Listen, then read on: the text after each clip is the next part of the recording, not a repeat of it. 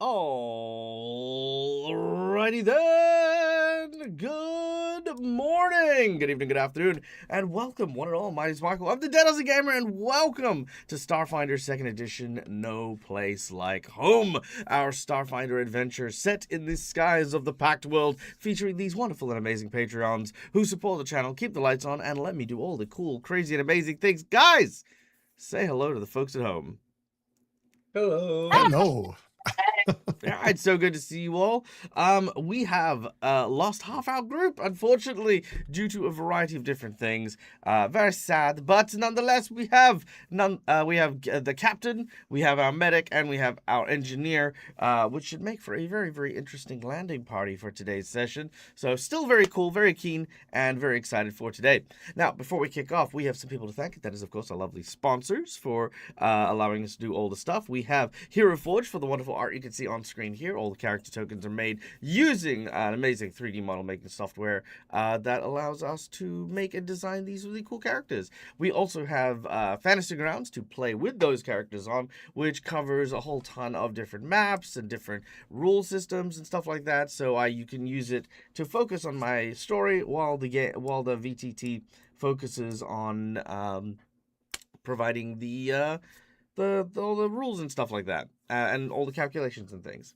And lastly, we have Sirenscape for the beautiful sound effects of today's session, which will have a lot of stuff from here, actually, from Sirenscape. So yeah, check out that. Now, before we kick off, every great session begins with a cast of characters that will draw us into the story and take us on this journey.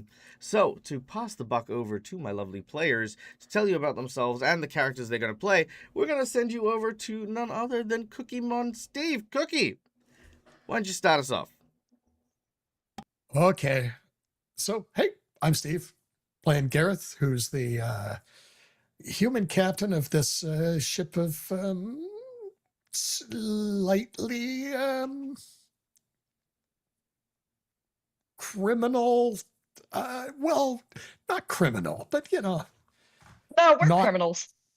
Okay. Well, yeah, but the criminals legally, don't like yes. us either. So we're kind of in the middle. It's sort of like there.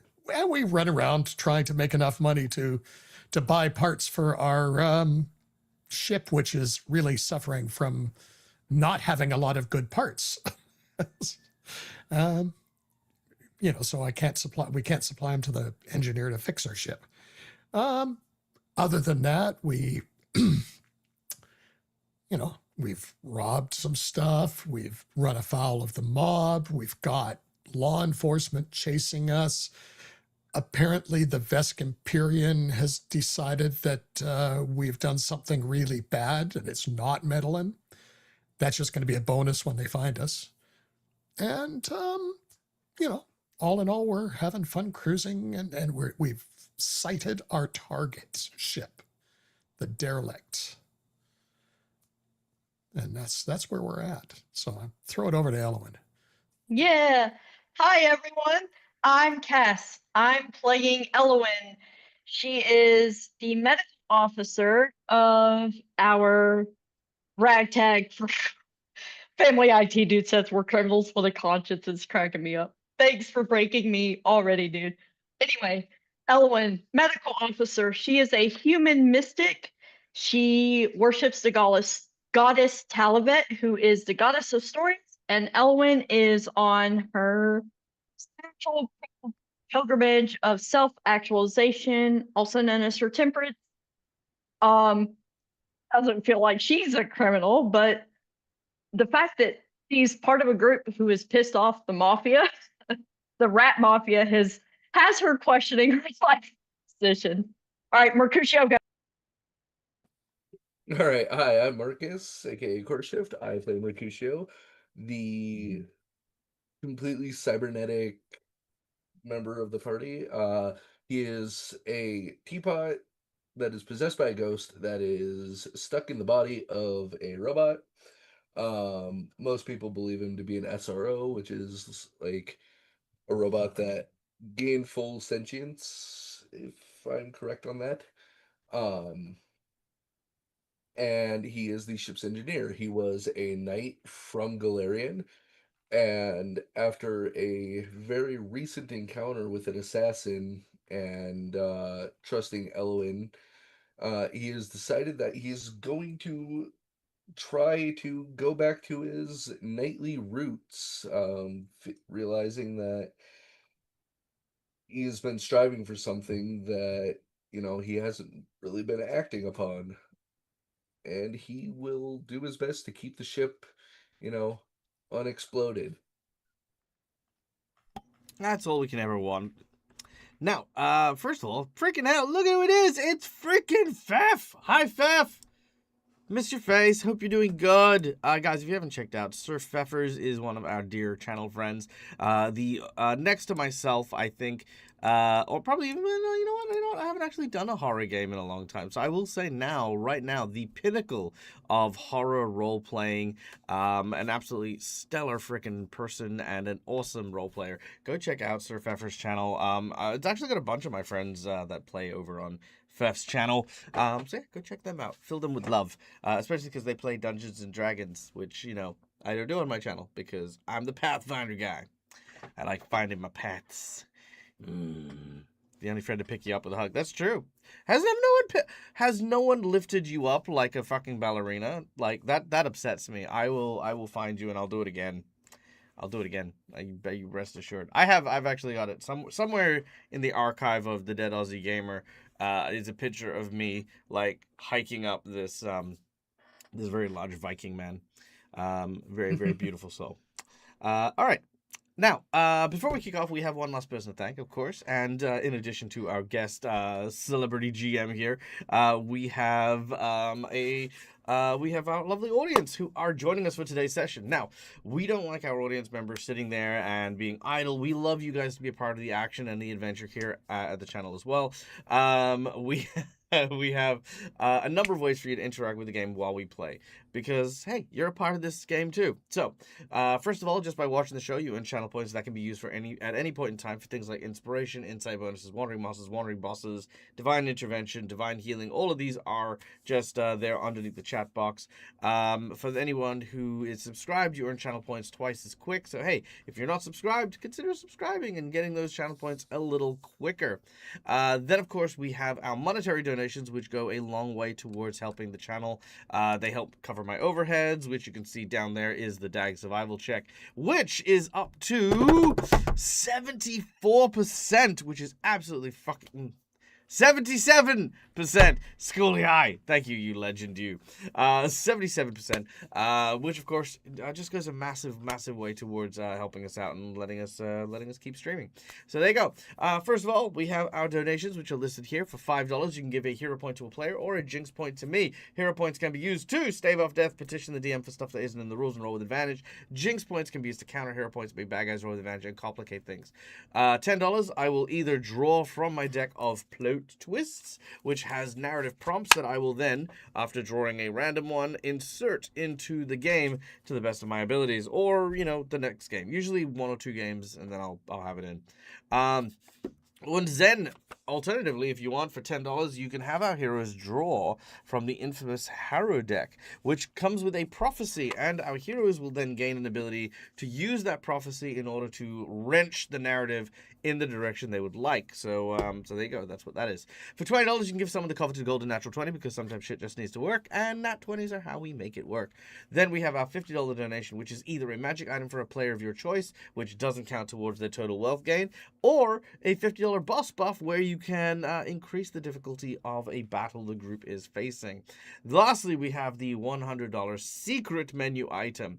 The secret menu item is going to be an interesting one here, because, as you guys know, our heroes are currently on a quest to go and explore a derelict ship belonging to the Knights of Galarian in order to acquire some strange and hidden resource for a man by the name of Mr. Glass. Surrounding the area is, of course, the Vesk Imperium, because until this ship hits the edge of the Vast, it is unsalvageable. You cannot salvage it because it is technically in the Vesk Imperium's territory, which means the Vesk have the rights to it. Now, our heroes are trying their best to obviously not deal with the Vesk. The $100 secret menu item is going to make it unavoidable, as the $100 secret menu item will include a, let's say, probably my darkest timeline Vesk. I will say that. There is a Vesk character that I have worked on for a very, very long time. He is very, very dark, but will provide our heroes with a proper weapons upgrade for the ship should they not kill him.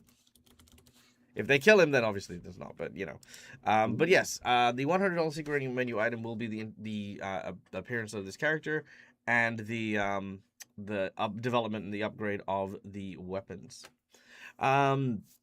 So yeah, there you go. That is our donations list. Also, thank you to Scully for the $50 donation. Magic item for Dag's creative juices to be given to a worthy member of the crew. Oh, interesting. Okay. That's a lot of power you're giving me. Oh, he's proposing a roll off as well, which is really funny. I like a roll off. I like a good roll off. I'll tell you what. We're gonna play today's game, and the first D20 roll that we make organically throughout the game will count as your score. Whoever gets the highest score will get the magic item. Alrighty. Okay. Yeah, I think that works. All right, done and done. All right, well then, without any further ado.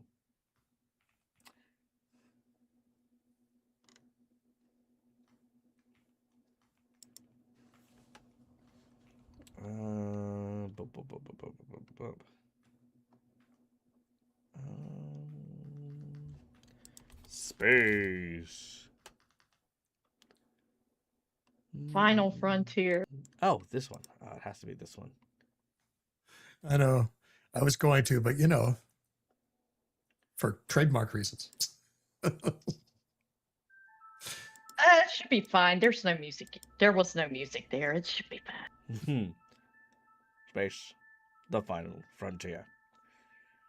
At least it would be if it wasn't the Vesk territories and is very occupied.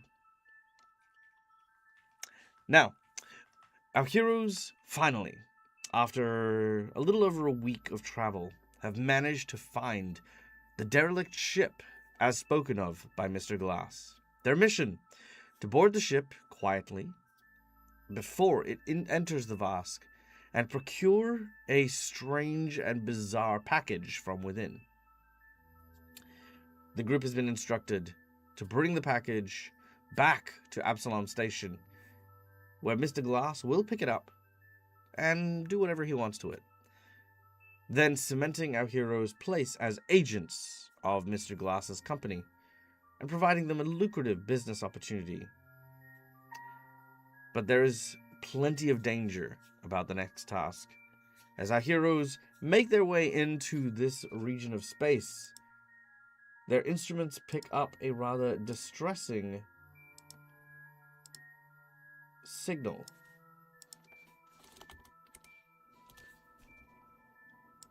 As what you see on your instruments is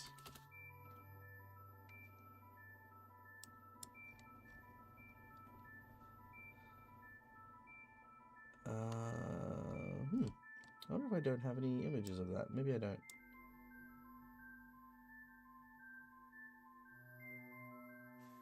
One moment while I just find an image if I can.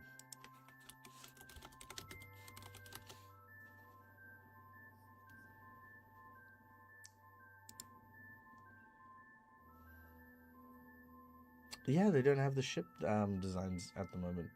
That's okay. Here we go.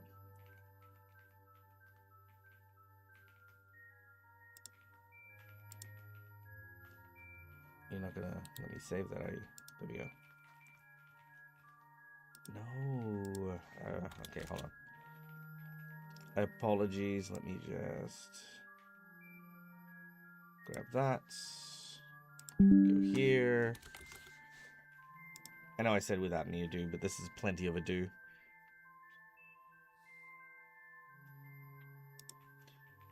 Starfinder. It's okay.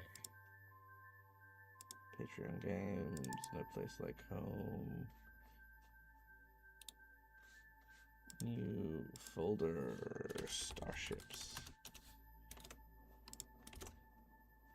This sound is such a vibe. It's like bouncing between my headphones a little. And I love it. Ooh. I do love that.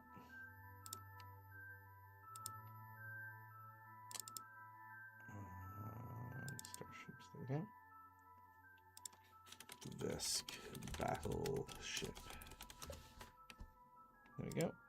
Done and done. And then I go here, I go here. There we go.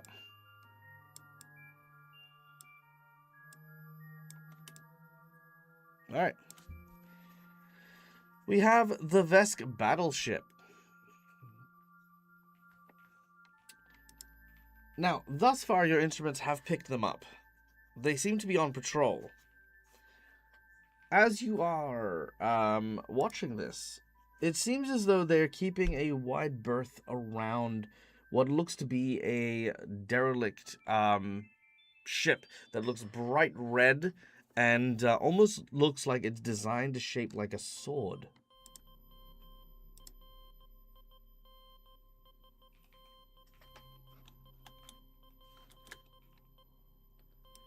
And it is here we begin.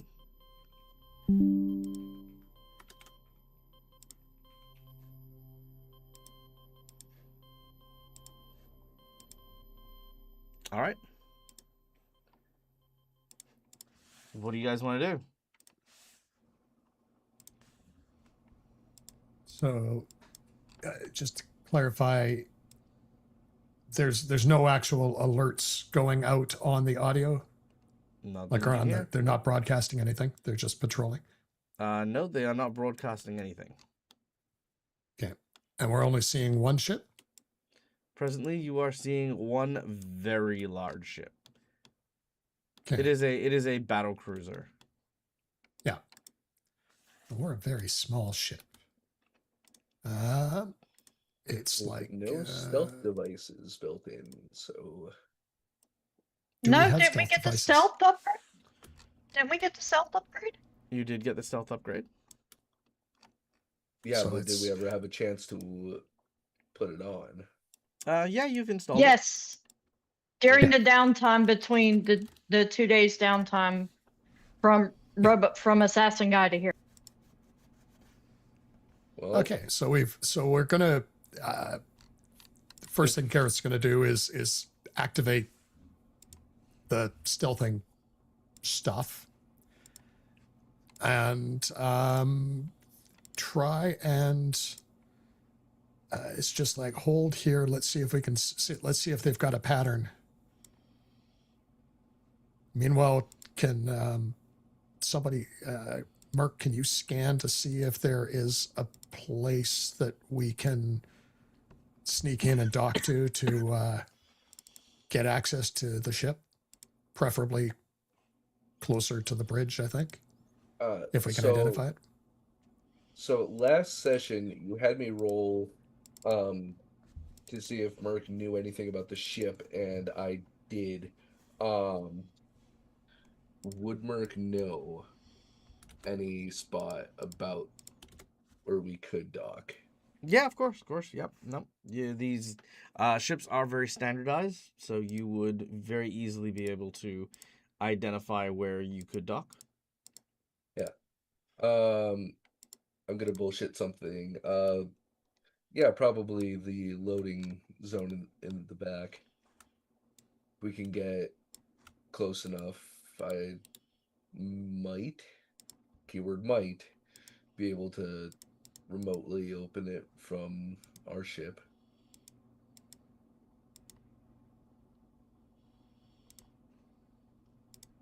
Okay. So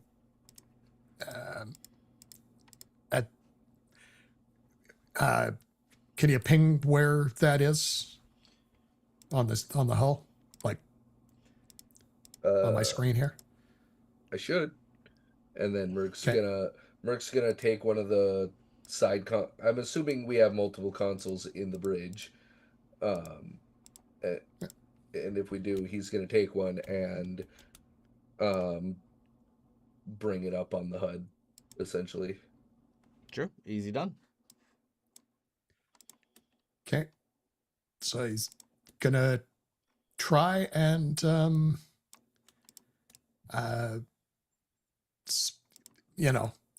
know. Stealth side. Do we need to keep our speed down and whatnot to not degrade it? No, works fine. Once you've Okay. activated the cloaking system, it jams up your signal and creates a small shimmering field around your actual shielding. Now, the way that this works Okay. is anyone who views it physically does have a 20% chance to spot you, but it's a very low opportunity to even be able to recognize where you are. Okay. So at that point, it's he's going to move towards, move the ship towards the indicated docking area. All right. Can I get you to make me a stealth check? Sure, why not?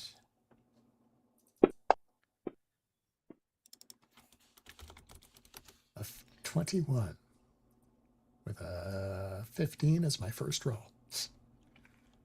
Okay.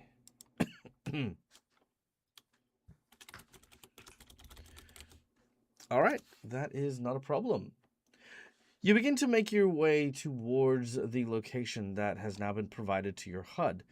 It seems pretty straightforward as you make your way closer, but you notice that there are 2 Vesk fighters, which happen to also be in close proximity to the vessel. Now, these ships are maybe a little smaller than yours, but they are armed to the teeth. Usually carrying a contingent of anywhere between 2 to 4 Vesk. As you get closer to them, they are going to make a perception check to see if they notice you. No, they will not. They will not notice you as you approach. Now these guys haven't landed. They're just kind of holding position. So as you load in, the airlock seals tight around your vessel, providing you ingress into the larger ship. Ladies and gentlemen, we are the first people on this ship in a long, long time.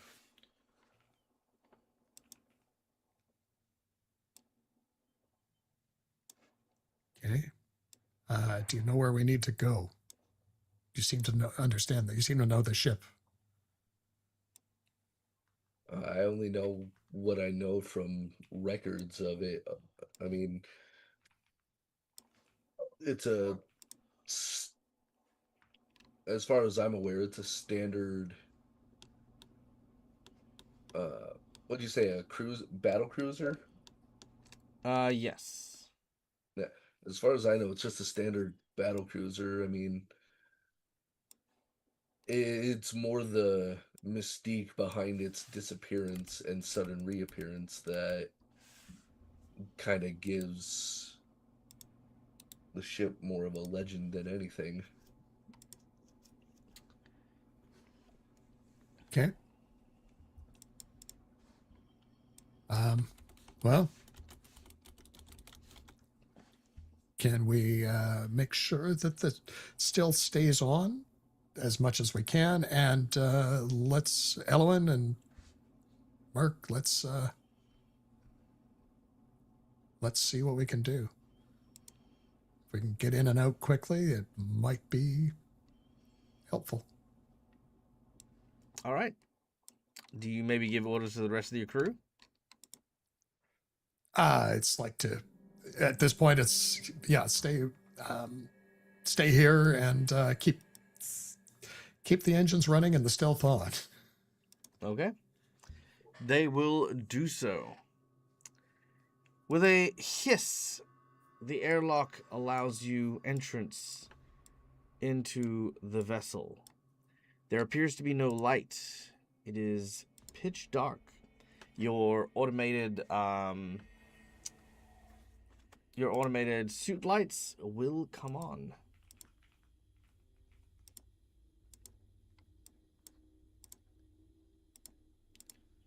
Great. As you approach. Once you have entered, the airlock will open. Inside, the air feels and smells old and stale.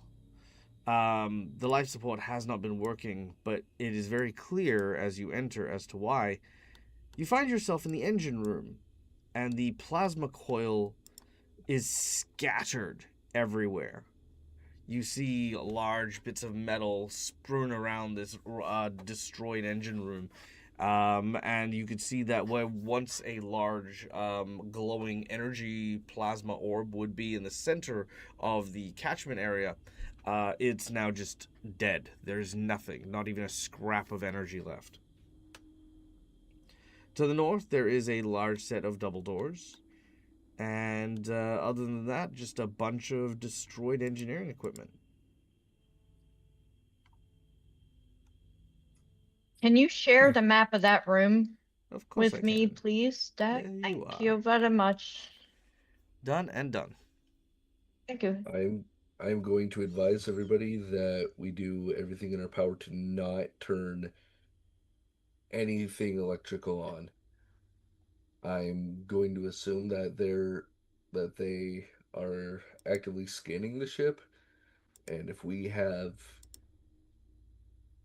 activate anything other than the consoles that don't take up too much power, we might let them know that someone's in here.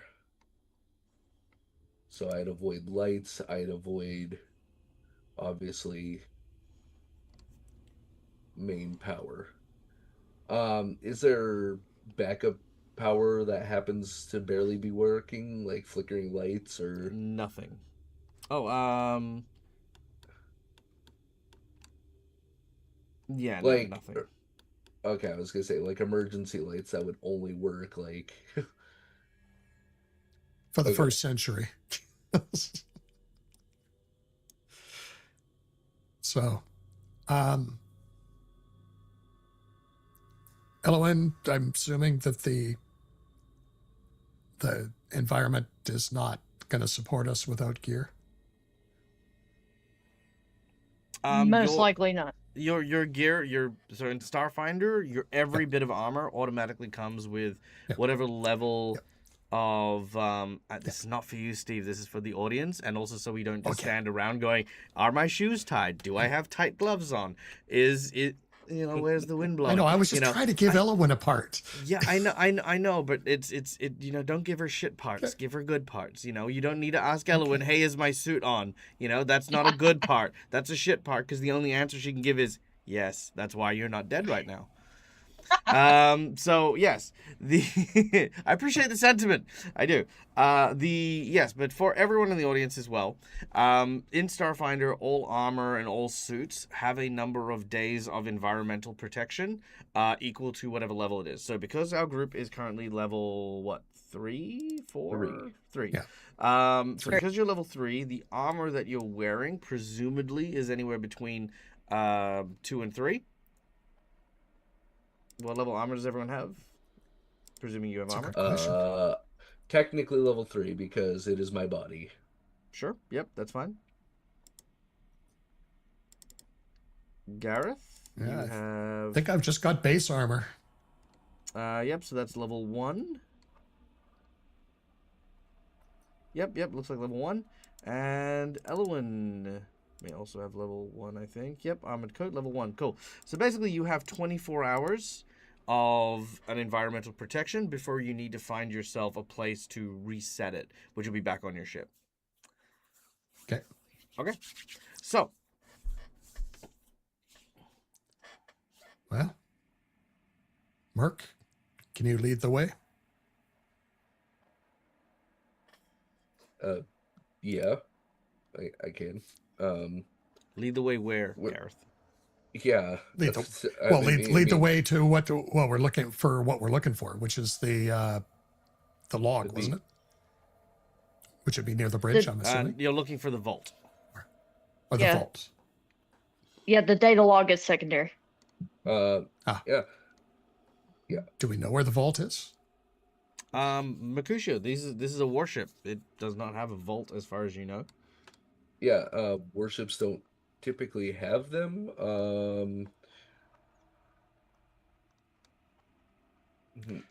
Give me like a second. He's going to pull out his little data pad. I'm going to assume that, or I would like to try to find any like public records about the ship to see like its layout where it might be. A good idea. I will give you 3 things. First of all, the signal is very, very weak because there is no satellite to bounce it off. Were you to bounce it off a satellite to connect to the infosphere, you will likely bounce to the nearest satellite, which unfortunately is on the Is Vesk Vest ship. controlled? No, is in the Vesk ship outside. That's the nearest Yeah. thing, which would immediately identify you. Secondly, generally speaking, military forces don't publicize the blueprints of their war vessels. It's not something that they readily allow people to Google, for various obvious reasons. But thirdly, as far as the layout goes, they vary from ship to ship depending on what their purposes are. They are often refitted and rechanged. Various modules for starships are changed based on what you need. So they might have more cargo space if they're doing a cargo mission. They might have more weapons if they are doing a combat run. Depends on what purpose they're having. Without knowing Okay. much, without knowing much more, you know that this ship in particular was an exploration ship. So they would Okay. go into the vast for long journeys. So there's probably a lot of food, a lot of supplies, a lot to basically keep them going for a very long time, which alternatively also makes it terrifying to consider the fact that this whole place is now run down to 0. Right. Oh, I actually have an even better idea. Merc is an engineer. He will think like an engineer. If I were to put a vault in the ship, where would I do it? Nice. Make a crafting check Uh, or a knowledge yeah. or an appropriate lore check.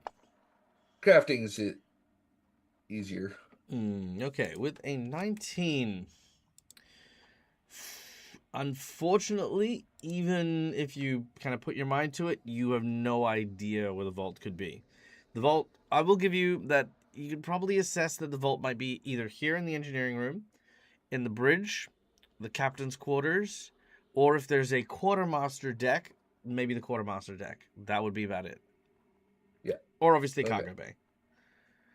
So you have no specific answer, but there's a bunch of answers that could work. Yeah. So off the top of my head, the 3 most likely places I would think would be either here, the quartermaster deck if they have one, and the bridge, which would also get us the data. Personally, I might not think the bridge because, you lose the bridge, you lose whatever you were carrying to begin with, along with the ship. Maybe the captain's quarters as well, but he looks over the very destroyed room. I've got a sneaking suspicion it's not in here. Well, we're here. Shall we take a look? And then what's closest to you? Probably the quartermaster. So I've got an above the table question. Mm-hmm. On these kinds of ships, are bridges usually in the center of the ship, or are they in the silly leading position where they get blown up easily? Usually kind of in the kind of in the front, but with like usually, yeah, silly explodey kind of area. Is what I'm seeing. Okay. Yep. It's not the way I would design a warship, but that's what do I know? Well, keeping in mind okay, when you're so- when you're fighting in a 3-dimensional battle space, you know, the front is really relative. True, but the middle with a lot of stuff around it is probably the best protected, most armored place in the ship, but True, also but then where further would you away put from the the engine? engines. Well, towards, wherever the propulsion has to go out. I mean, everywhere. Depends on the because, kind of you know, engines. the 360 movement's going to be everywhere. So, anyways, Anyway.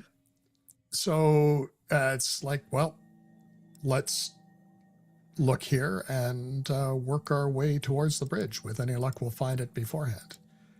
I would be tempted, like, I agree with you, but I think we may want to look at near the captain's quarters as well.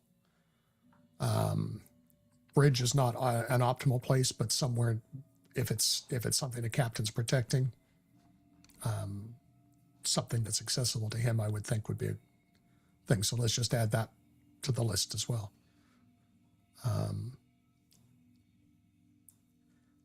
So let's take a look around here and then start working our. I assume we're at the stern of the ship, back of the ship, and start working our way forward. We're just gonna have to keep looking. Right.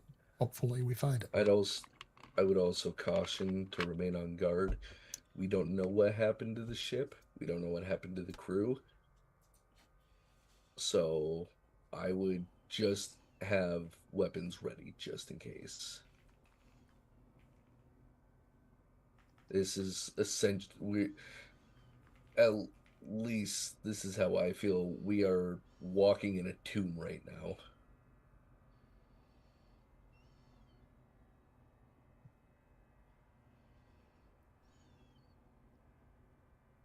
You're muted. Elwyn is going to huff very, very slightly. And she's going to go, Captain, pick a direction. Let's go. I'd rather not spend my last 24 hours in the engine room of this fucked up ship. Oh, you haven't even left the airlock yet. Okay, let's. That's Well, we're even gonna head worse. in. Yep. So we're gonna head in. Yep. Do you want us to move, or Mhm. are we just? Okay. Yeah, you tell me where you guys go. I'm just gonna go straight in All and right, take a look around. sweet. Why? There we go. There you go. All right. So as I mentioned before, you see in front of you the destroyed engine, which is here. You find the empty energy core, which is over here.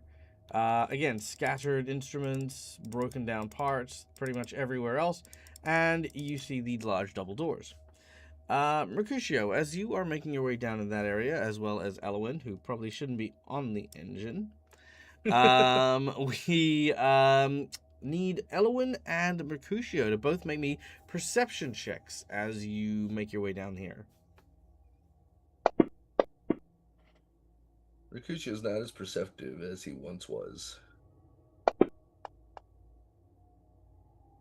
After he just told everybody to remain on guard. Mm-hmm. Yeah. All right. Cool. Everything is trashed here. You see absolutely nothing of value. Okay.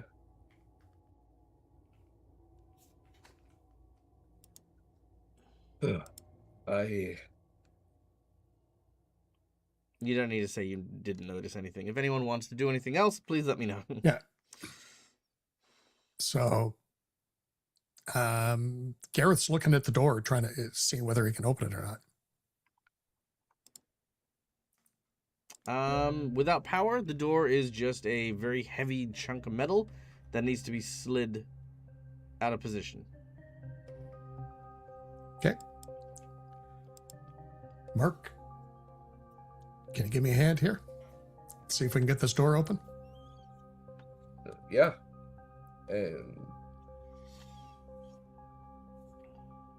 All right. will come up and Make, help. yep, make an athletics check as you attempt to open the door using brute force.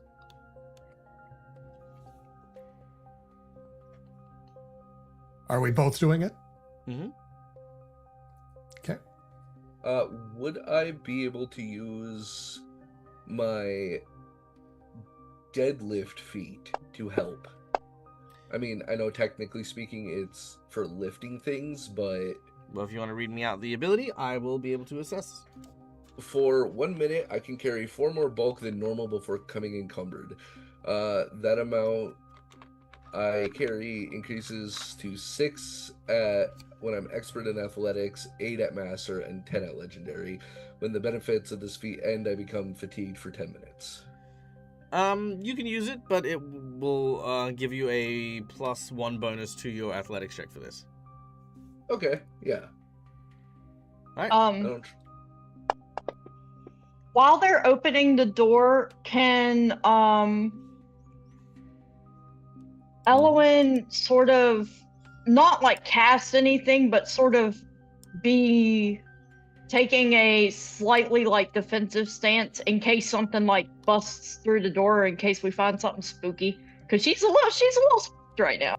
All right, so you're over here with the others, taking a defensive stance to ready on whatever's on the other side of the door? Yeah, like basically readying a cantrip just in case something is there. Sure, not a problem. Okay. As you open the door, you find yourself in a long corridor. There seems to be another set of double doors, 2 doors on the left and right, and a sort of a corner just at the end of this sort of like T-junction kind of thing ahead of you. There appears to be nothing here, but you do notice what looks to be swaths of scrape and scratch marks, as if something heavy was dragged through here. There are what looks to be these splashes of white and black oil that seems to be scattered around here as well.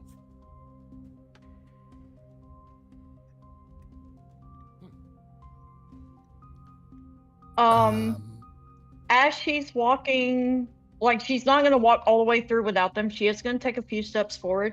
Is there any way for Elwyn to tell the nature of what made these scratches, like whether it's animal, like an organic animal, or not an organic? Not an organic animal. Or being? Okay. Not a bunny. Not a bunny. She's, in that case, if she can tell, she's just going to go, well, that's not made by nature. Possibly robot? Not entirely sure. No offense, Merc. Why would that be Garrett's offensive? going to move forward. I'm not a robot, so no offense taken. Yeah. Any, like, you know, Gareth will look at it, go, does he have any idea what the marks are? Other than something heavy? Something heavy, probably something metal. Yeah. Merc, any idea what they would have dragged? Like, does it look like they were dragging it from engineering forward or back to engineering? From engineering forward. Or can we tell? Merc, any idea what they would have been dragging? Captain, you are putting a lot of faith in me for knowing everything about this ship. Oh, you know engineering. Well, yes, but engineering doesn't really, you know, random scrapes on the ground. These could be made with a sword. These could be made by giant metal robot claws. That's fine. I just didn't know whether there was any gear missing or something like that. It looks heavy. Let's try this a different way, slightly different way. I'm going to propose to you guys this. Your goal here is not to investigate what's going on. You got a simple task. What is your task? Get to the place, grab the thing, back to your ship. The longer you stay here, the more likely the Vesk are going to find you, locate your ship, and blow you to smithereens. So, if you guys do want to look at every nook and cranny and scratch and scrape that happened in this derelict ship, which is filled with nooks and crannies and scratches and scraps and all that, you may absolutely do so. But I'm now going to impose a timer. This timer will count down, and the percentage of you getting of your ship getting discovered will increase. So you will need to pick and choose what moments you're going to linger on and when you're going to push ahead. Now, this isn't me telling you rush forward and ignore things with reckless abandon. It is giving you a little bit more pressure so that you aren't necessarily, there's no completing, quote unquote. There's no. It's not like a video game where you can complete everything by clicking on all the side quests and stuff like that. There is stuff. There's stuff you should miss, stuff you should be focused on, but I'll let you decide that for yourselves. Okay, so looking at the ground and staring at the scuffs and identifying that yes, some heavy metal thing was dragged through here is all well and good. To the left and right of you, you do see a pair of doors. Now, the doors themselves are opened by what looks to be a dead electrical panel. The panel to the right, so the one next to where Gareth is, seems to be stained with a bloody handprint, as if someone was frantically trying to close this door off, but it wasn't working. There are multiple of these bloody handprints, as if someone was very desperately pushing it. The other one does not seem to be in such a state, but it is broken as if something heavy slammed up against it. You can also see some of those scrape marks by the wall here as well. Okay. And the scrape marks are still leading forward? Yes. Forward and to the left and forward and to the right. The white oil seems to be going to the right. The black oil seems to be going to the left. I was thinking it might have been a vault. And we were going to follow the things.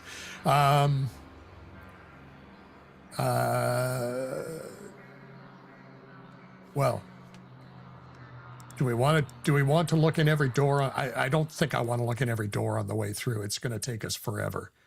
Let's seen anything yet, but I'd rather not come across any corpses right now. Yeah. So he's going to move forward, and there's doors on both sides. Actually, is that what I'm seeing? Yes, there are. So there's a door here, here, here, here, and here. Okay. So,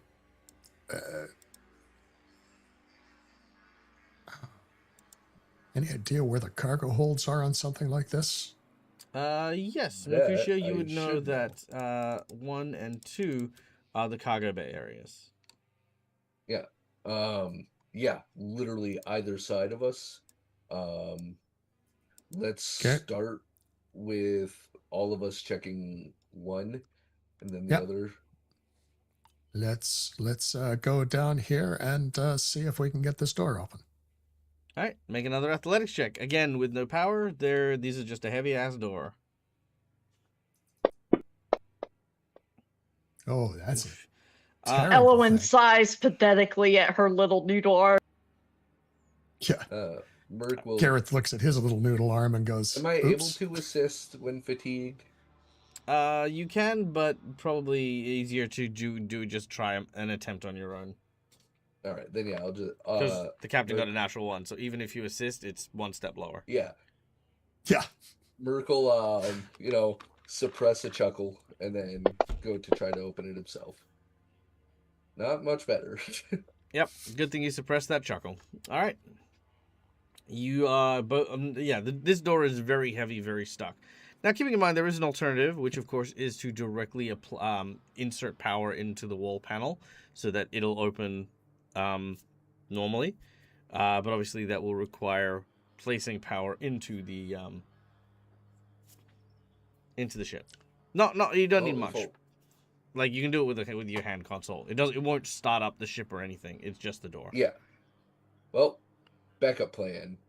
I'm gonna give it a little jolt. All right, make an engineering check as you pull out several wires from your little engineering pad. Oh my goodness. Okay. Oh. All right. With that, power goes to the door, and the door will open. Inside, you find a cargo room that is that you can see people have basically moved stuff around, almost as if to create barriers and barricades against something coming through this door with the various objects here. So there is some empty crates of food and water. There is what looks to be several weapons and stuff like that that are in these very, very heavy metal bins. And you see surrounding you what looks to be a lot of like Knights of Galarian body armor sprayed around the area. It almost looks as though they've just been kind of like discarded. There's also no food and no water in the boxes that are marked for them as well. Merc is gonna just take a look at the armor, and he's kind of like gonna bring his hand up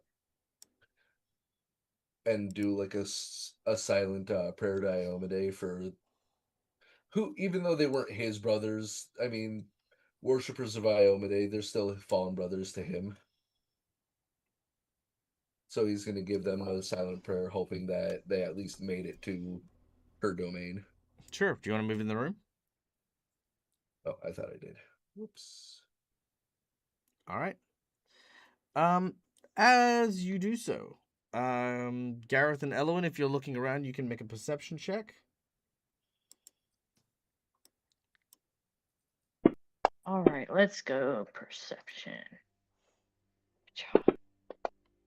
Please. Hey, nice. Both are very nice. Ooh, very nice. All right, you managed to just notice. Okay.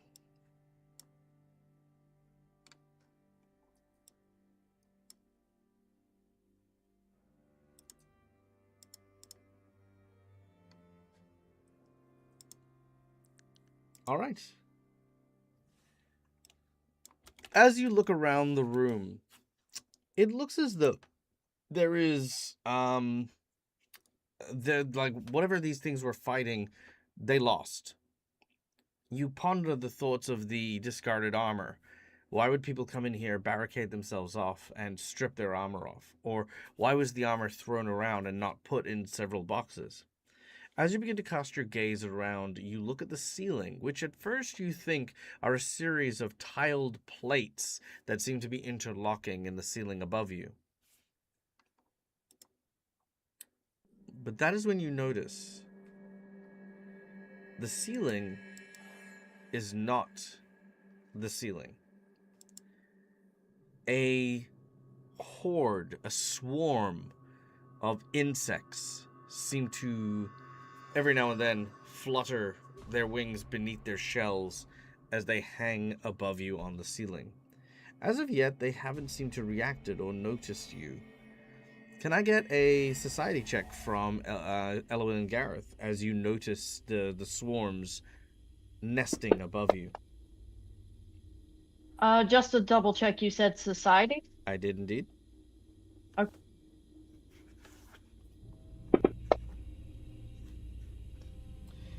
Elowen, your heart stops for a moment. Now, you are someone who has been on many nature explorations. You know and identify various creatures and the like. This is something you honestly have dreaded ever seeing.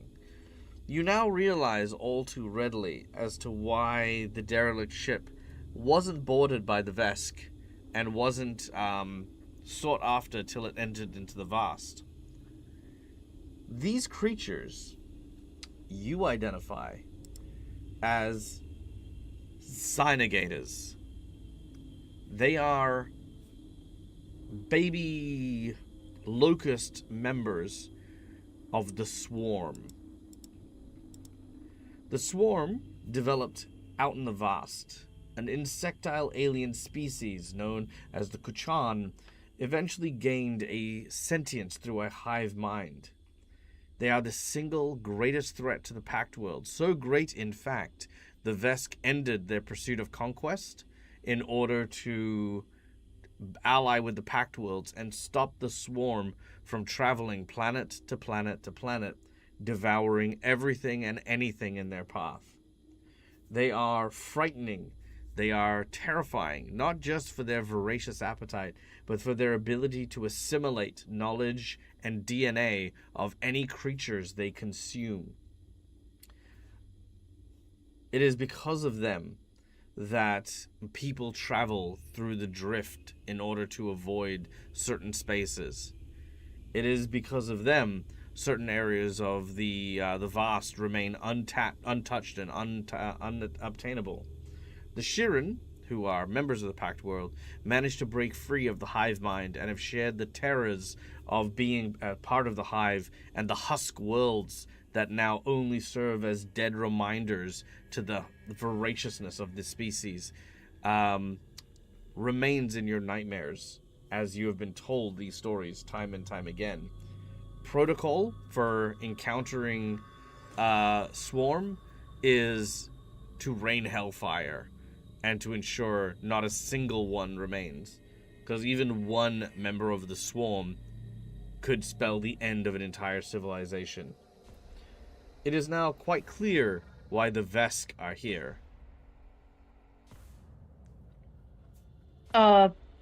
Blocking all that, Ellen's gonna go, I would rather deal with the Vesk than deal with these motherfuckers. And she is going to cast, give me just a second to find it. Nope, that's not it. She is gonna cast Divine Lance on the part of the swarm that is closest to. And take your pick. There are two clusters. Well, I mean, on the map, the one that's closest to her token is the one I was Yeah. number 1. Yeah, sure, Yeah. by all means. Sure. All right, she's gonna go. My apologies. Divine Lance, very quick flash burst of like sunset colored light, and then she's gonna go for it. Oh no, oh no, she's not. No, she freaking is not doing that. All right. As you throw your Divine Lance up into the crowd, the swarm senses the vibrations in the air, moves out of the way. You strike the ceiling, and almost in an instant, like a wave of eruption, the swarm bursts to life. Mercutio, you are off guard for the first round as we kick into this. But yeah, we're gonna go into battle as the swarm now animates.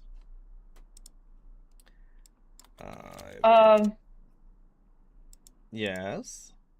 All right, can I use a hero point to pass overheat at the swarm?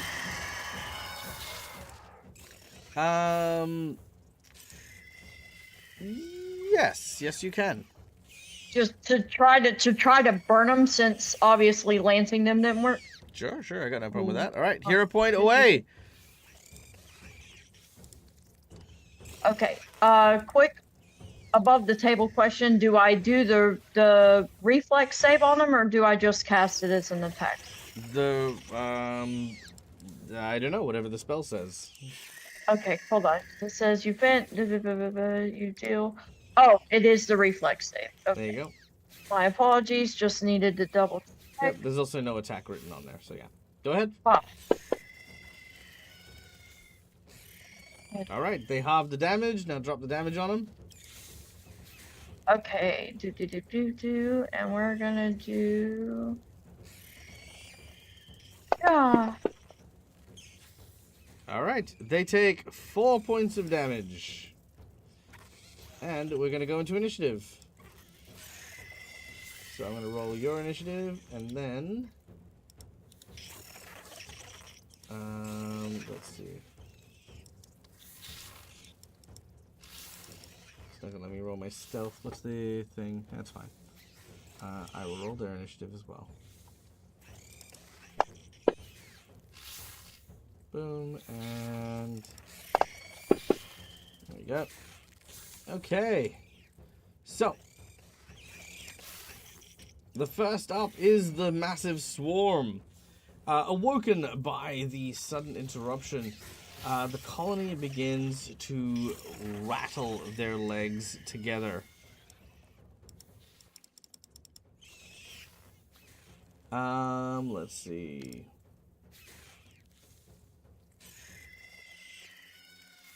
They begin with a sonic distortion as they descend down over Gareth and Mercutio. All right. I'm going to target the both of you because they're going to do this twice, baby. So, targeting Mercutio, targeting Gareth. Okay. Reflex save.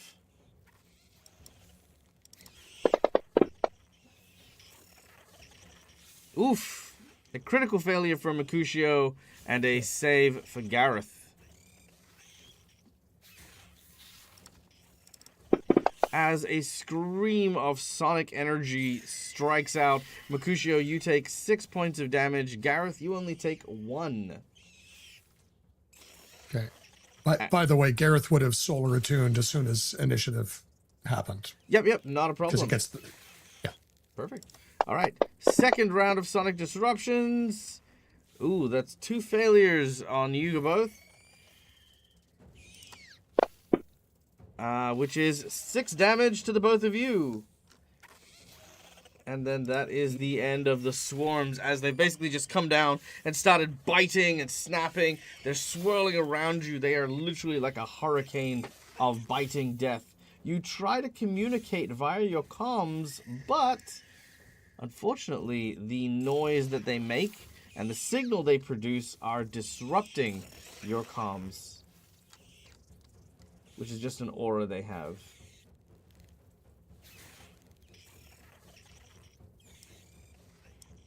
Alright.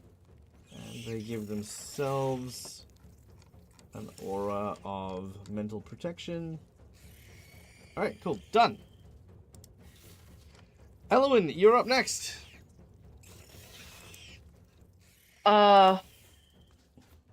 She's gonna trying to block the noise as best she can, knowing she can't entirely do it. She is, and seeing that they did really well against, being set on fire, she's gonna go for Divine Lance, I think. She's gonna try Divine Lance again. Mm-hmm. Heka! That'll hit the swarm. Yeah. As your lance barrels outwards into the swarm, Yeah. the heat from the lance starts to sizzle some of these creatures. Alright, they take 7 points of damage. Very nice. And sorry, just looking over a couple things. And she's going to... Oh god, I thought I had something I could ready. I'm sorry. That's gonna be the end of... Actually, she's gonna use her last action to try to move back. To kind of back up from the swarm a little bit. And then that'll end her. Okay, not a problem. Gareth, you're up. Gareth is going to... He's already attuned. He is going to fire a solar flare at the group that just is conveniently close and attacked him. Okay, not a problem. Solar flare!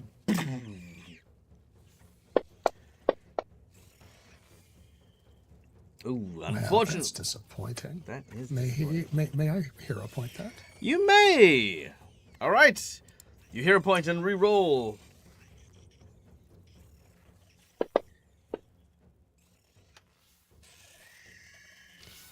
That's better. All right, that'll hit. Deal your damage. Oh, also in case it wasn't clear, as you fire at these creatures, Elwyn and Gareth, the ones that do get killed by your attacks, they bleed this white ichor kind of thing, this white slime. Ah. Ooh. Nice! was 9 points of damage. A max roll. Wow. Beautiful. Love it. All right.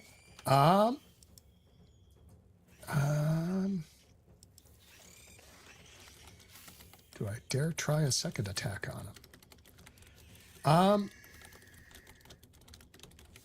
That's second. So that was one action. Let's try a second attack.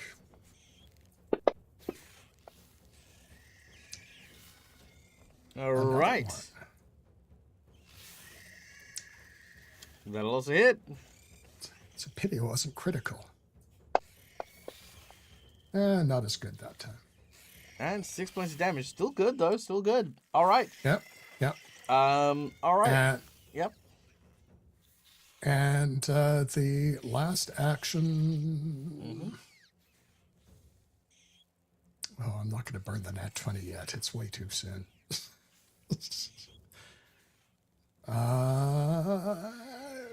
Raise shield. All right. Raising your shield. Done and done. All right. Mercutio, you're up. So Mercutio being caught off guard as the swarm attacks and then getting bombarded. I'm going to take an action to refocus myself. To kind of like he's gonna like get himself realizing the situation. The words, you know what I'm trying to say, right? Vaguely, yeah. I think you're just trying to compose yourself. Yeah. So he's gonna use an action to compose himself after getting bombarded, and then he's just going to take a single swing with his sword at the swarm.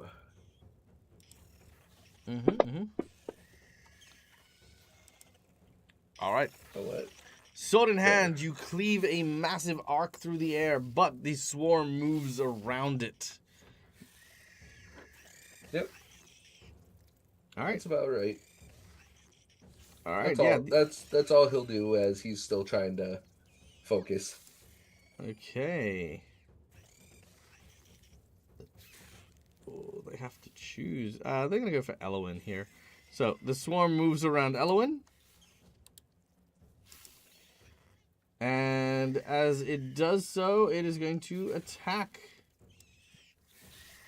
The swarm begins to bite at you. You take half damage from the first attack with only 2, and half damage from the second. All right. That is 5. All right, Elwyn, they're circling around you. They are biting at you. They're peeling at you. Miraculously, it seems like their teeth and their mandibles are very poignantly avoiding your armor. You now realize why all of the armor around you was empty when you arrived. All right. The other swarm group is going to go for 3 attacks on our Mercutio and Gareth. All right. Here we go. Number 1. We got 2 failures. Oof. 8 points of damage. Second attack. 1 for half and 1 failure. 7 and final sonic disruption. Ooh, Mercutio. This is not looking great. Half damage to Gareth. Oof. Mercutio. Oh shit, I don't even have a hero point. You do not. All right, Mercutio, you go. I was gonna hero point to blow myself up. Nope. You're gonna take a dirt nap. Mercutio, your power simply turns off as your armor falls to the ground. All right. But that is the creature's turn. We go to Elowin.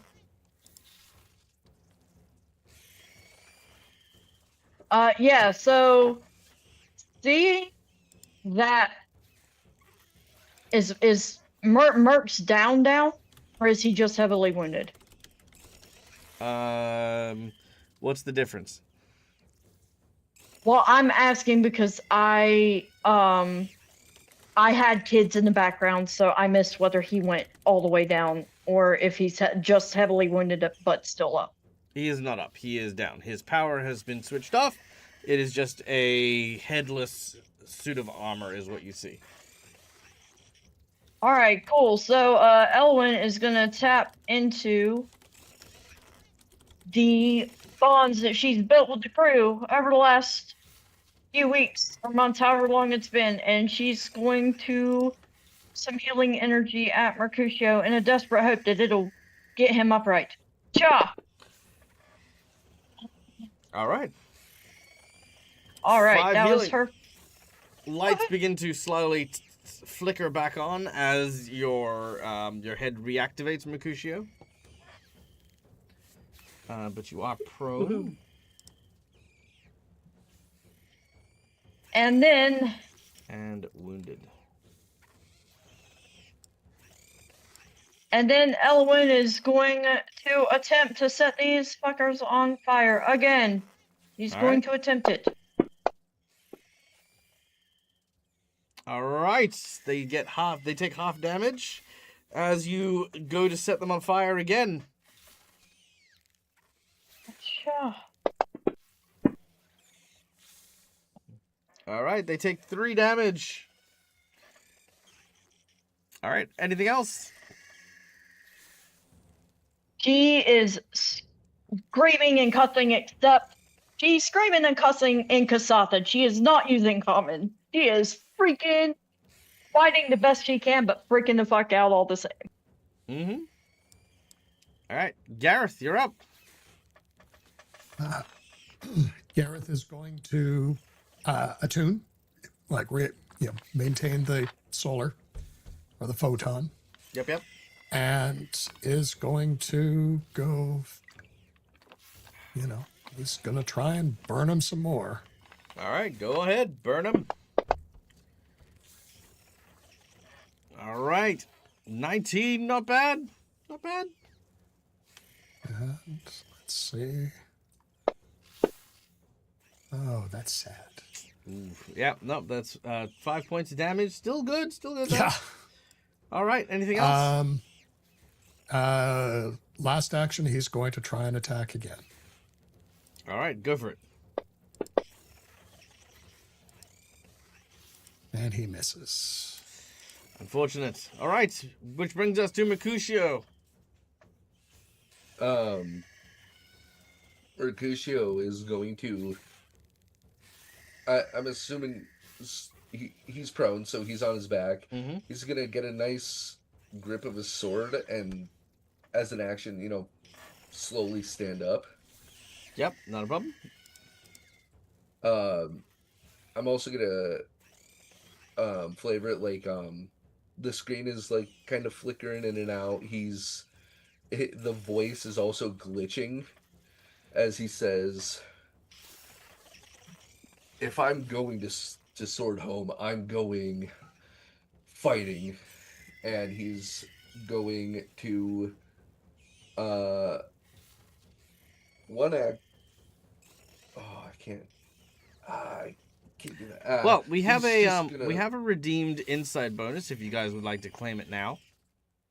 Sure. Yes, please. Go. You remember the bit where I said that these are the greatest threat to the Pact world?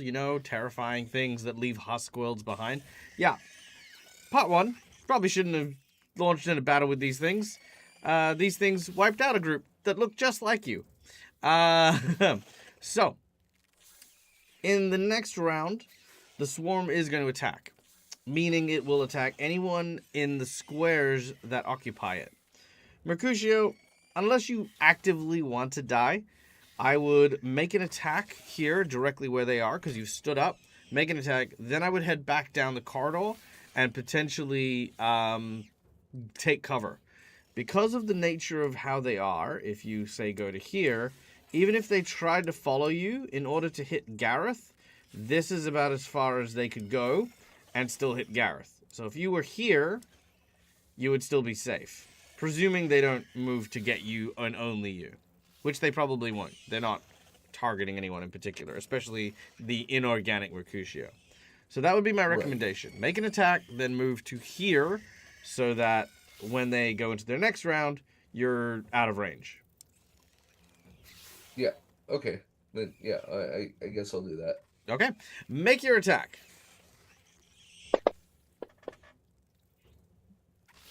All right. Do you want to drop it on them? I did. No, you didn't. I absolutely did. No, you did. All right, that'll hit. Yeah. All right. 6 points of damage, partially resisted, but you still managed to wound them. All right. The creatures. Once again, 3 attacks against poor Elowin, who is in the center of one of the swarms. Elowin saves the first attack, taking only half damage, which is sadly still, no, 0. So it gets reduced to 0. So there you go. Second attack is a failure, so full damage on that one. For 3, and... Man, Elowin's got a lot of hit points. And boom, there it is. An extra 0, another 0 damage. Dang! There you go. So you took in total 3 damage from that round of attacks. Very well done. This guy is going to pretty much behave as I mentioned before. It's going to try and move to encompass Mercutio. Isn't going to make it, but is going to take their time and attack poor Gareth. First attack. Critical success. No damage. Followed by a natural 1, double damage. Critical. Well, you know. That's how it goes. Ooh, 14 points of damage as you are being chewed up by the swarm. All right. Now, the next part of the inside bonus. With where Mercutio is presently, and Mercutio going after everyone, there is a potential for you to simply leave the room and have Mercutio close the door behind you. Okay, so this is... Okay, that's the inside bonus. Yeah, that's your inside bonus. Okay, so this is player above the table. Mm-hmm. You said that the protocol was not to leave them there because if they're alive, they will destroy things. The player was acting on that information. Yeah, no. Again, yeah, it is the protocol. The protocol of like governments and planets and stuff like that. You don't represent that. Now, if you had wiped these guys out, thumbs up. You did great. You did the right thing. That's the whole thing, right? But there is a giant Vesk battle cruiser making sure it isn't gonna stay in this area. And if the swarm so much as breathe any kind of sign of leaving the ship, that's what that ship's out there for. To basically vaporize any sign of the swarm that tries to leave this ship.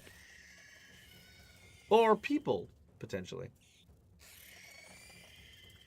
Elowin would not have known that that's why the Vesk battle cruiser... Would she have connected those dots when she saw the swarm, though? Given the inexperience of Elowin, I'd probably say not likely.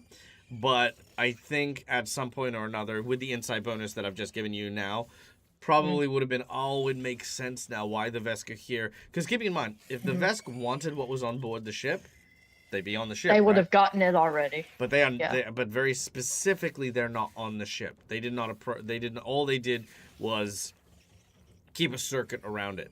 Now, chances are, and I mean this may be a speculation, they would likely have flagged your ship and gone, "Hey, do not approach that derelict ship.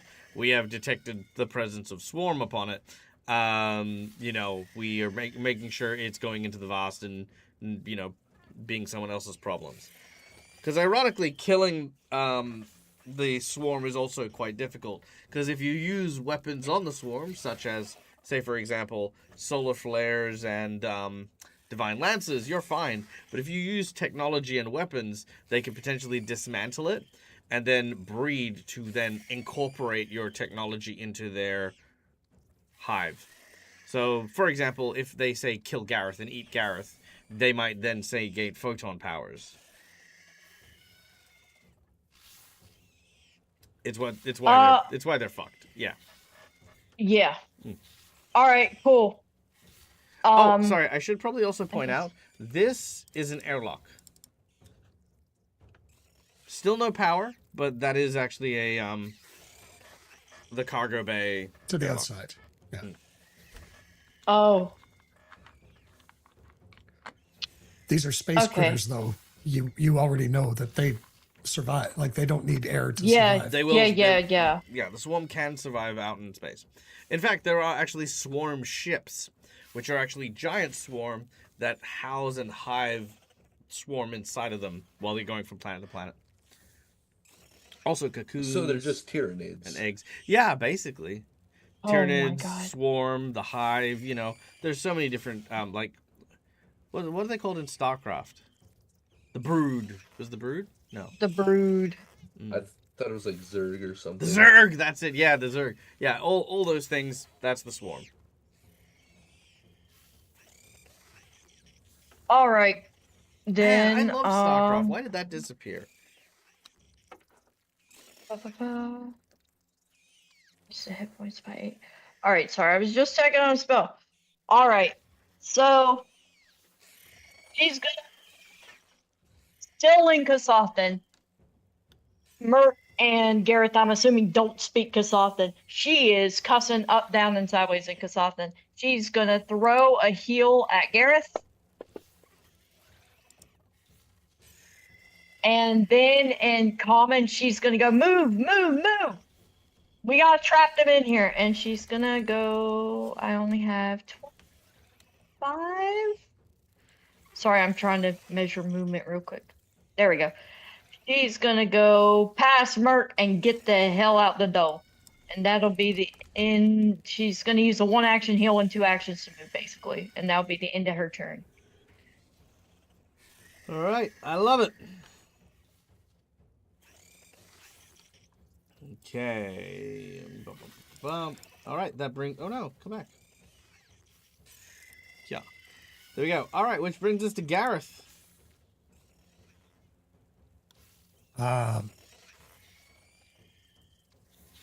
Gareth will maintain his attunement. Mm-hmm. So thing 1.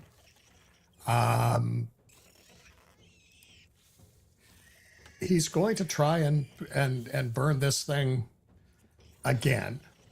Mm-hmm. Yeah, the second one. Let's see whether we can hit it or not. Nope. And he's going to book it out the door, going, get the door closed, Merc. All right, you race out the door and yell the command to Merc. Merc, you're up. Yeah, Merc's gonna shut the door. All right, it's going to take you an engineering check because you're trying to plug in and obviously provide power because there's still no power. Perfect. Hey. All right, with a critical success, the door slams shut. You hear the sounds of the bodies of these creatures sort of slamming against the door. The screeching continues for a little while, but then silences.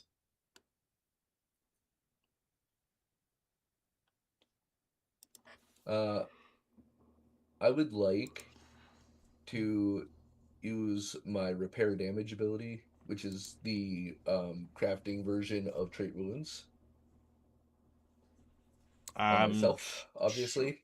Sure. Do you wanna react to what had just happened as you're doing this?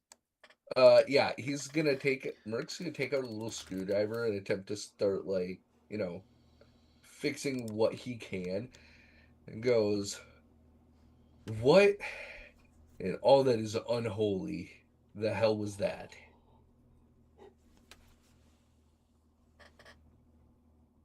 Else, He aims that correction towards L. the swarm, the big packed worlds destroying bug things that I was trained. If you see them, you either rain fire or you call someone who can rain fire. I don't think that best battle cruiser out there would exactly be the most helpful people. Reckon. And then she starts going off in Kasathing and just rubbing her forehead in agitation. And she will throw another heal, and she's gonna switch back to calm and go, Gareth, I don't know how you put up with me some days. And then she's gonna give him another small heal. Nice. I got a critical on my expert DC, so I heal 4d8 plus 10. Nice. All right. You may heal that. Also, Elowen, I'm going to give you an extra hint here. What you did, by the way, above table, wasn't a bad idea. Just to be clear. These are still encounters. They still have CRs and all that other jazz. And yes, this was still very defeatable. You guys did injure these pretty well. A few bad rolls and stuff like that obviously can turn the tide of things. But remember, just because you don't succeed doesn't mean you failed. Surviving the swarm is still a success. And these things here are things that you have survived. You made the call to get everyone out of there. Gareth and Mercutio managed to execute that. So you don't necessarily need to have Elowen be bringing themselves down for, trying to stop what is effectively, like I said, space locusts. So you're good. You know that this is the right thing to do. You are, in another emotion that potentially is appropriate for this situation is fear and exhaustion. Like, holy shit, these things are here. What the hell? More directed their way rather than inward. Otherwise, you're just, anytime you make a failed roll or anytime you don't absolutely beat something, it creates this sense of like, we have to be completely aware of everything going around us. We have to succeed at everything. We have, you know what I mean? And I don't see that for Elowen. Being on your temperance is about learning, and it's about figuring this stuff out as you go. But knowing you're capable of doing that, that I think is important.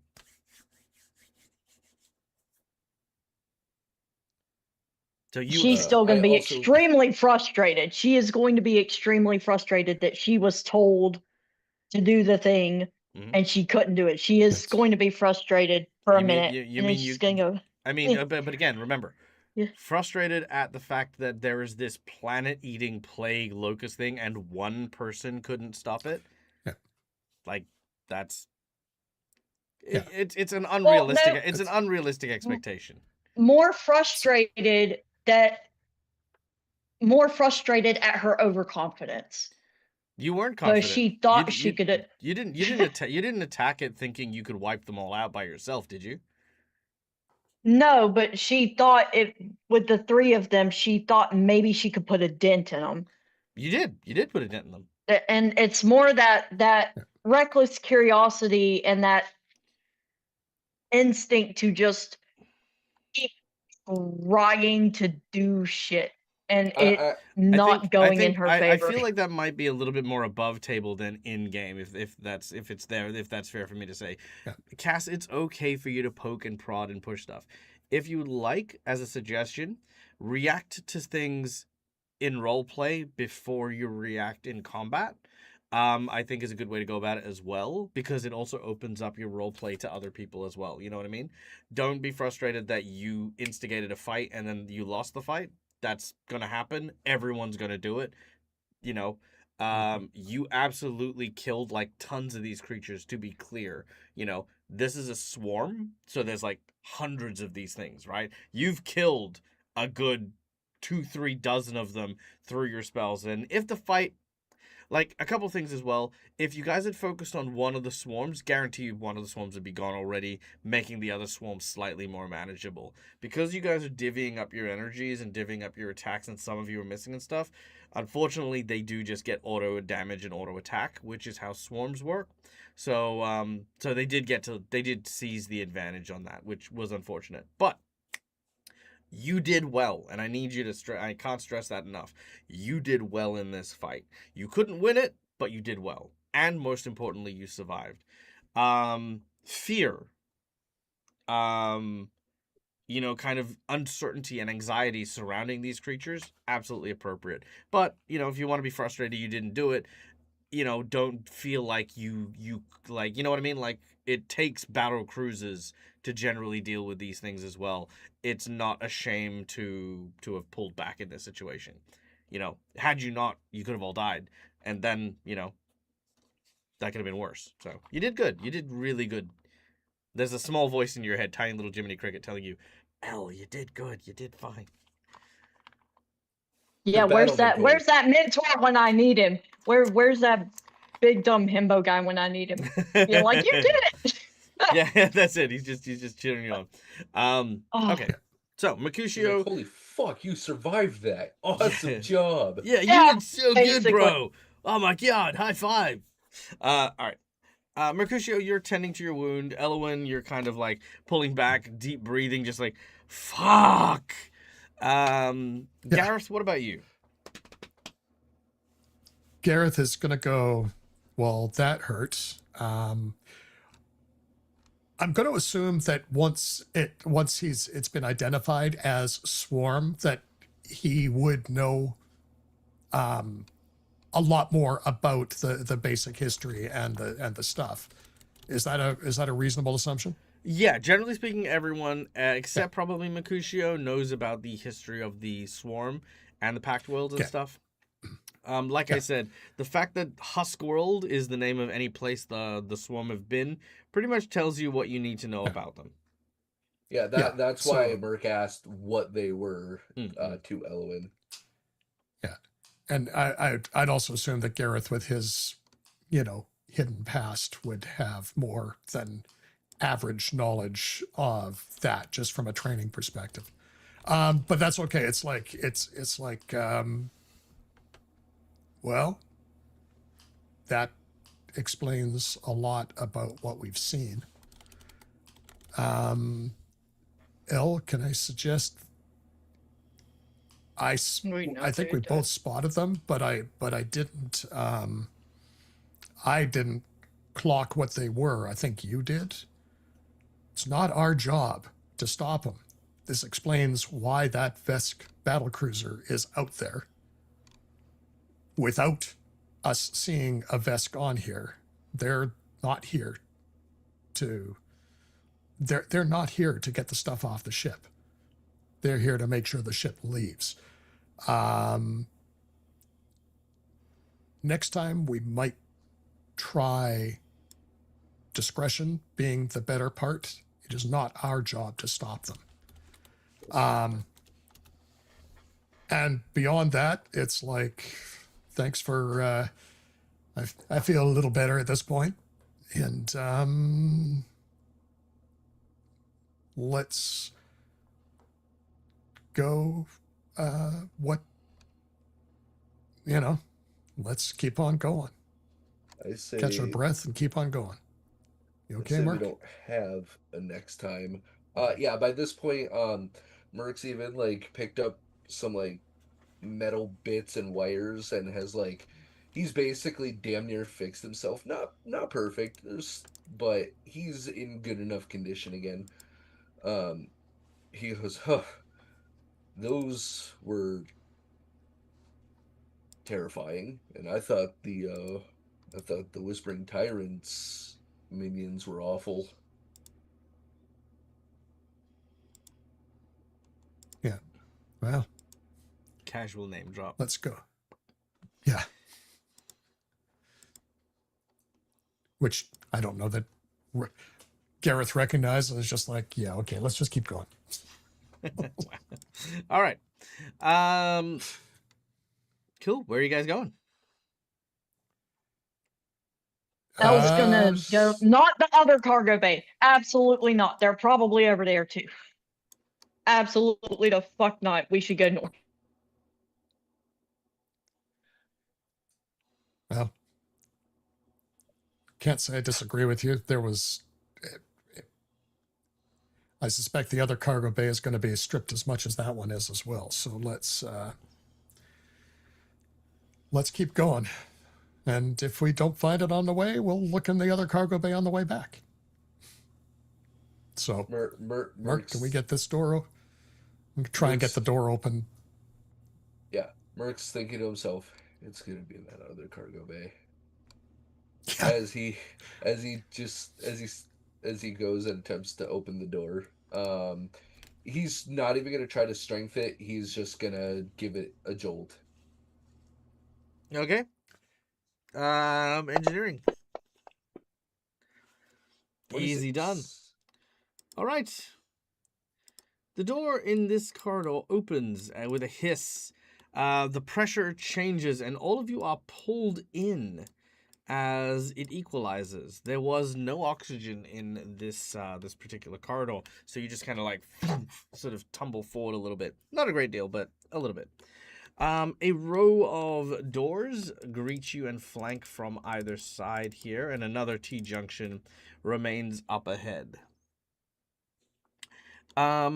Over here, you can see what looks to be two desiccated bodies that are right here, preserved, floating, kind of like, because again, you guys have your mag boots, but these, spaces, no gravity. You watch as these two bodies seem to be clawing at this door, dressed in full knights of Galarian armor. Even the fingertips of their gloves seem to have been torn off as they seem to have scratched at this door to try and get in. They just sort of float in front of the door.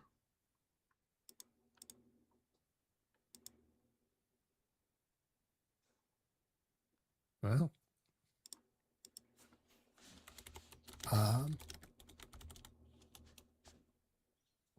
I think let's go forward. Let's get all the way forward and work our way back. Is essentially what Gareth is gonna. Okay. As you approach the door, the two corpses are there. What do you want to do with them?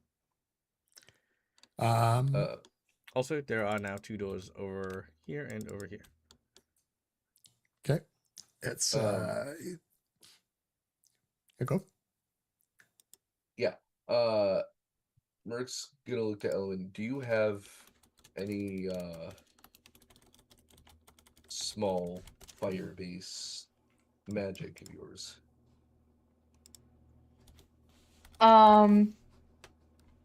She's gonna look a little bit confused at Merc. Is there hold on, give me just a sec. I need to look at my sheet to actually ask the narrative thing. In theory, like on a narrative level, Dad, could she kind of flavor Divine Lance to act as like a funeral fire? Like flavor wise? Not in a space of zero oxygen. Oh, the zero oxygen. Okay. Yeah, no, that's right. Yeah, that. Honestly, you could you would know rituals enough to how to put these people to rest. Generally speaking, you would pull them off to one side, sort of like lay them down, maybe get like a cloth or a handkerchief or something to lay it over their faces until such a time as you can do a proper ritual. Yeah, Merc was actually going to check one of the rooms nearby for something like that, like a blanket or even curtain of some kind. Sure. Pick a room.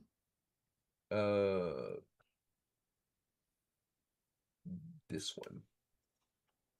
All right, you find yourself in a bathroom, and sure enough, there is indeed a towel. There is a stall with a toilet in it, seems functional, and a shower that seems to be shattered. You can see that glass just sort of lies over the ground here, and the drain is choked with what looks to be hair. That's just jammed up in it, more than would be in a shower normally. There is a huge pool of water gathered underneath the sink, and in it is resting in it is a towel floating in the the overflow of water here. Yeah. He'll grab the towel, wring it out as best he can, and then The water sort of floats away. yeah, and then he's like, "Would you mind helping me put them to rest?"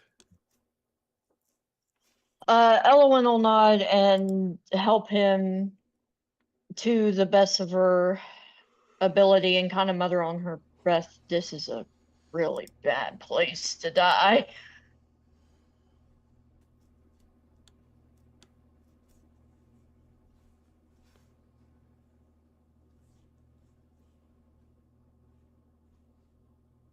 Yeah. After they get that done, he's gonna head back up. Sorry for the delay, Captain. Which way do It's you okay. want us to check? Let's, as I said, let's go all the way forward and work our way back. All right, sounds good. Now, as you Mark? try the engineering check on this door, you realize it is actually locked, like proper deadbolted. You would likely need the electricity and a pass key, or you would need to like use a oxy torch or something to cut through the steel here. Passkey. Does that mean it can be hacked? If there's power to it, yes, it can. I'd assume with all the wires and stuff, I would be able to, find a way to attach my power source to the door. Yep, super easy. I would like to do that. All right.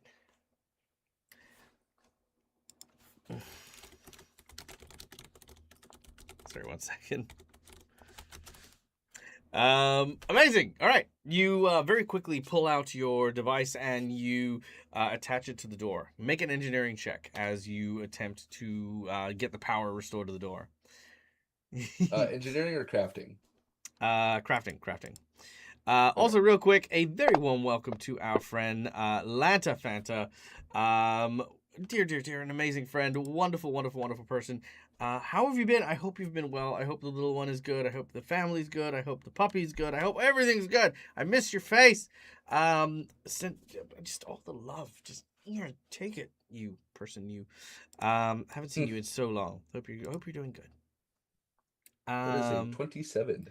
27, that's plenty. All right. So as you begin to insert power into the panel, it illuminates and comes to life. As it does so, I now need a computing check for you to hack into it and bypass the codes of the door. Nice. 24. All right. The passcodes work and the doors open. Inside, you can see what looks to be another straight corridor with several doors flanking either side. You can also see 2 more airlocks partway down the corridor and, of course, the large door to the bridge. Now, there is a circular window that allows you to see through and into the bridge, and all you can see here now as you enter this area is a bright red illumination. But as soon as the door opens, there is also lighting that begins to strike up here. The corridor ding, ding, ding, begins to illuminate, and you see the panels begin to light up in the bridge itself. As part of the I'm just going to give you this insight as well. It is very visible from the outside of the ship. Yeah. Merc kind of looks over his shoulder. Remember how I said not to turn anything on? You broke your own rules there, Merc. Hey, I didn't, who keeps a power grid attached to an entire door? That's just weird. So If I'd have some words for the guy who wired all this if he weren't dead. is it powering from you? My suit should not provide that much power. No. Generally speaking, what it is this is a recovery system. So basically, at a point in which the backup power is gone and the generator is gone, the emergency lights will lead you to the bridge and the black box, so that you can recover stuff. Is basically the nature of it. Yeah. Okay. Well, let's move it. We don't have a lot of time at this point. All right, you guys head into the bridge. Yeah. Yes. Okay. Moving swiftly, you make your way towards the double doors of the bridge, and following suit, now that there is power here, the bridge will indeed open, revealing what looks to be a absolutely devastated bridge. There's huge, massive blast marks on the various instruments. There are claw marks on the steel wall. There are signs of a massive firefight that took place here, and terrifyingly, there's only one body here.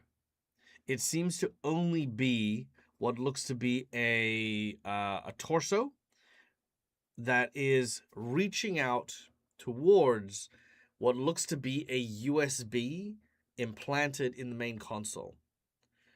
So basically, this corpse is like reaching up and grabbing onto it.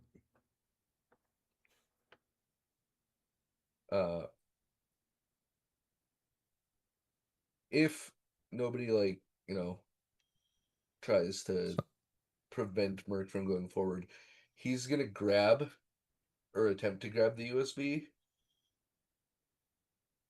and Yep. plug it into himself just to. Oh, good lord. Okay. You do so. As you do so, Merc, you immediately die. Oh. Your head is removed, and in its place, another head appears in your stead. Don't worry, I'll figure something out.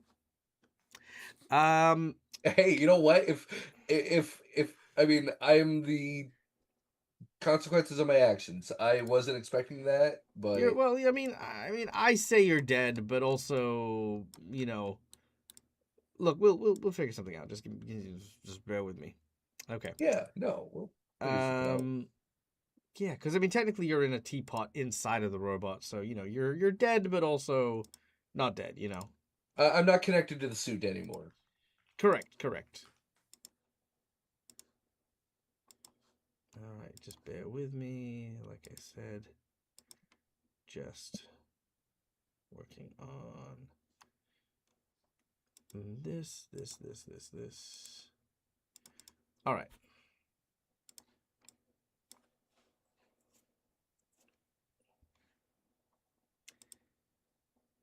All right, so the head that now appears. Oh my word, be slower, please.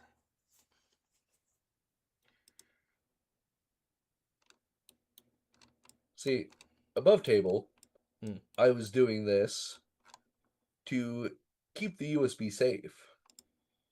Well, you did that. It's called putting it in your pocket. I don't have pockets. Yeah. You give it to someone who does. Well, yeah, but if they search you guys, if we get caught by the Vesk and they search you guys, it's gonna be more easily found than a USB plugged into a already machine. That was my logic of it. Yep. Cass, I know you're disappointed in me. You don't have to give me that look. No, I'm not. I'm not disappointed in you. I'm glad I'm not the only person mad. fucking around and finding. Yes, literally. Look, I'm glad I'm not the only one fucking around and finding out today. Look, that's the entire nature of the game, is to fuck around and find out. Okay, exactly. That's the whole thing. Fair. Okay, this is the face of what you see appearing.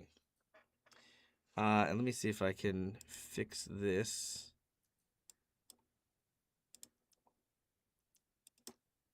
Okay, testing. Cool, that still works.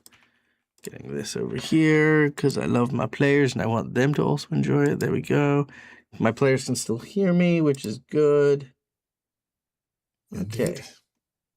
All right, let's see how we go, baby. Hi, Cortana. What? Giving Cortana vibes.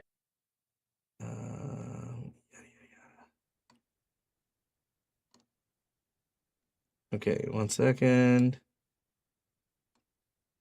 Oh my word. Oh, they've changed all of this. Ooh, interesting.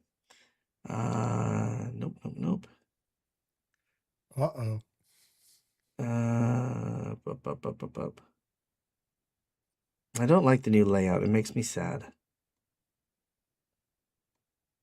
Okay, but I will go for...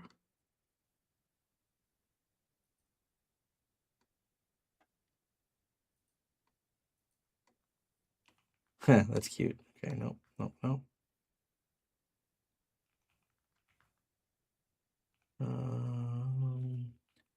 There's so many. Oh my god. Okay, there we go. All right, this is what I'll go with. This is what I'll go with? Yes. This.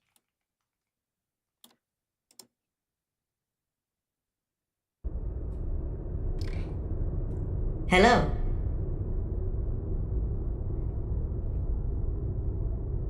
Inquiry. Hello.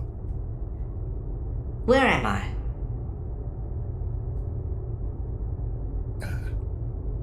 You are in the body of my engineer. Inquiry. Engineer's body is mechanical, inorganic. Correct. Statement. This form shall suffice for interfacing. I am Alice. Inquiry. Identity and identification. Gareth. Captain. This is Elowen. It is a pleasure to make your acquaintance. Inquiry. What became of the Knights of Galarian? I'm above the table. Is Gareth aware that Merc has the Knights of Galarian bit? So he's technically no, the that Knight has of not come Galarian. up. No, that hasn't really come up yet. Okay. Yep, that's fine. Okay. They still exist, but not on this ship.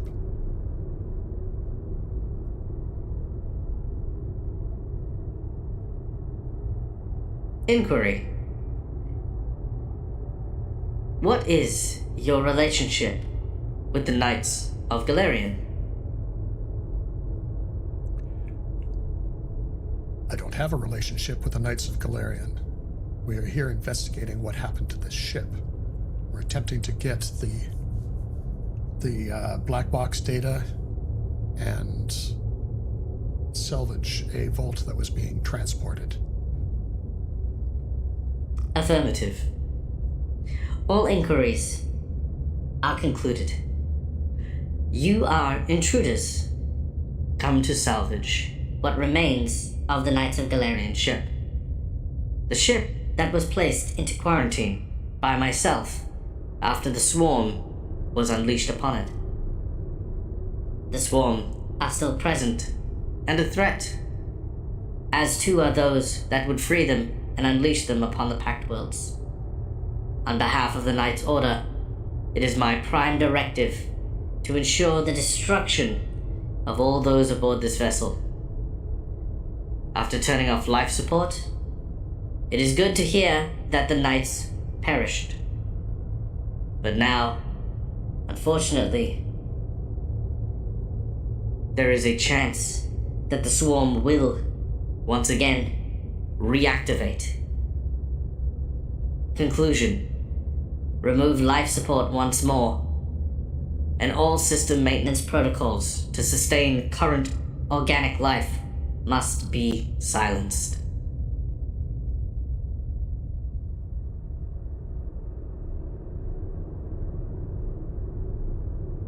Does Gareth care if she cuts off life support? They've still got their suits. Yeah, no, it should be fine. Your suits will be fine.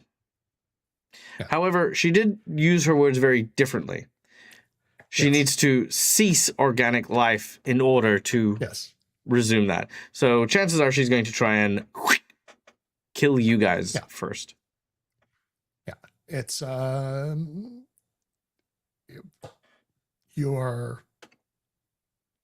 what you do with the ship is your business. But I want my engineer back, and you are not going to kill us. Your statement appears to be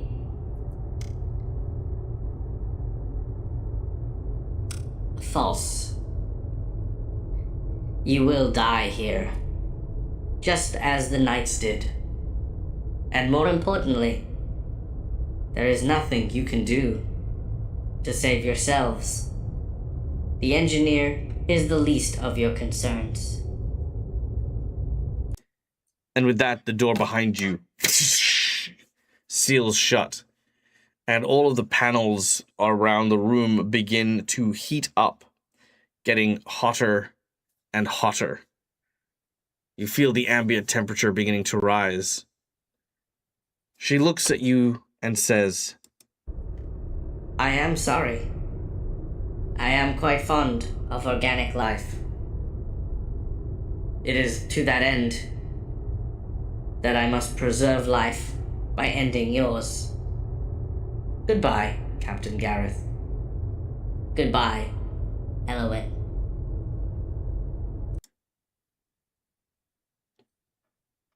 all right. And that is where we're going to end today's session. All right. Awesome. Holy crap, it's that time. It is that time, baby. All right. Damn, I can't believe I just ended the campaign. Yeah, there you go. Instant death. Everyone getting wiped out.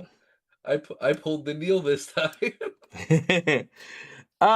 Yeah, no, I was hoping you guys would put it in the console and then she'd like talk to you from the console and stuff.